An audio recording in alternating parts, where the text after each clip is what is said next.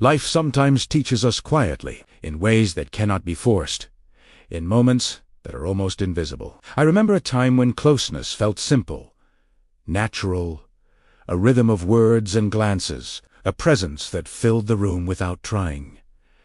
And yet, slowly, almost imperceptibly, the energy began to shift. Messages arrived later. Laughter felt lighter. The warmth of attention grew thin.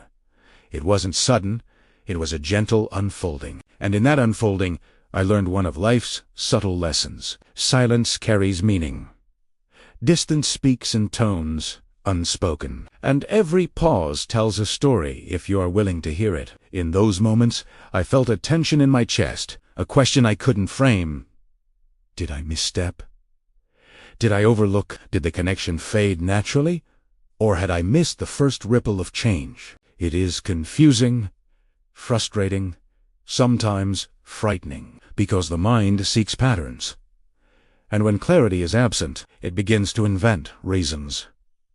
We wonder endlessly, replay every detail, searching for a cause in conversations that may have had none. Yet, the truth is, emotional distance is rarely about blame. It is about internal experience, a response shaped by fears, histories, and invisible burdens. The human heart protects itself first, even if it must do so quietly. I've walked through these silent corridors of uncertainty. I've sat with unanswered questions. I've waited in rooms where the air was thick with unspoken thoughts, and I realized that understanding begins when I stop trying to control the experience. When I observe, when I feel, when I name what is happening without panic, because distance is information, not a verdict. There were nights when the quiet felt deafening, when my own heartbeat became louder than words. I remember asking myself, why does closeness suddenly feel heavy?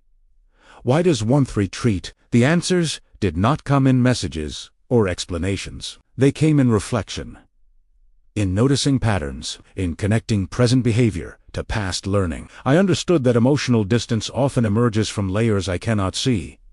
Past experiences, learned survival patterns, moments of fear, buried in memory. And sometimes it is simply a protective mechanism, a pause to conserve energy, to protect one's fragile inner landscape. I also learned the importance of pacing, of allowing space without panic, of speaking calmly, not rapidly, of breathing between sentences.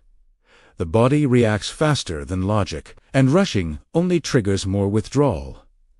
I adjusted my own response, not to chase or pressure, but to create an atmosphere where safety could return naturally. It was a lesson in humility, patience, and self-respect. There are times when love is tested not by grand gestures, but by the absence of them. When one retreats, the other must stand firm, not in aggression, not in pleading, but in steadiness. Calmness communicates safety better than words. Patience outlasts panic, and presence is more reassuring than insistence. I practiced these lessons in mornings when the room was empty, in afternoons of delayed messages, in evenings when silence stretched longer than comfort allowed.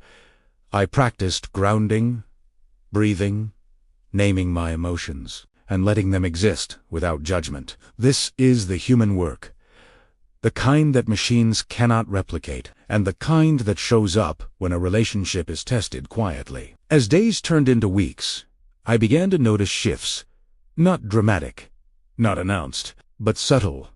A return to small gestures, a warmth in conversation, a message sent without delay, acknowledgement, re-engagement. These were the moments that felt miraculous, because they were earned through understanding, patience, and respect for boundaries. I also realized that emotional distance does not always disappear completely. Sometimes it returns in cycles, triggered by stress, fatigue, old patterns. But now, with awareness, I responded differently, not with fear, not with chasing, but with presence, observation, and gentle engagement. This approach transformed not just the connection with another, but my own internal balance. Walking through these experiences, I understood the anatomy of emotional withdrawal, the rhythm of connection and retreat, the subtle signals of discomfort, the invisible lines of internal protection.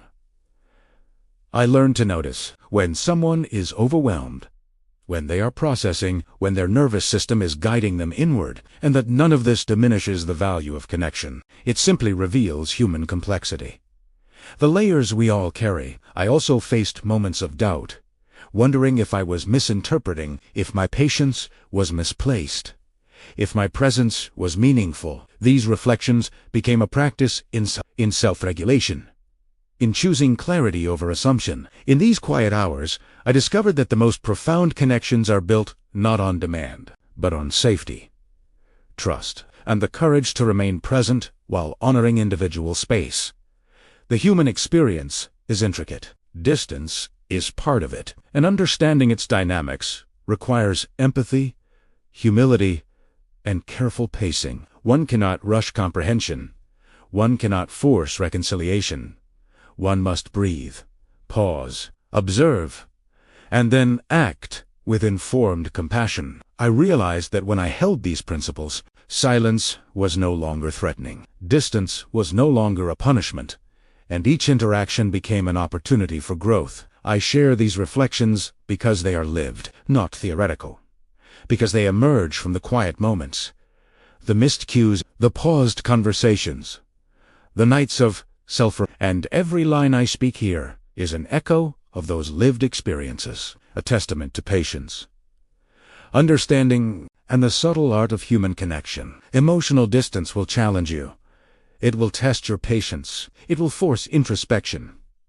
But if approached with calm, with awareness, with respect for self and other, it becomes a teacher, a guide, a mirror, and a doorway to deeper understanding. Through these experiences, I have learned that connection is not measured by constant closeness, nor by immediate reassurance, but by the ability to remain present, to honor boundaries, to respect the rhythms of human emotion, and to act with clarity, patience, and empathy. The silent moments carry as much weight as the spoken ones.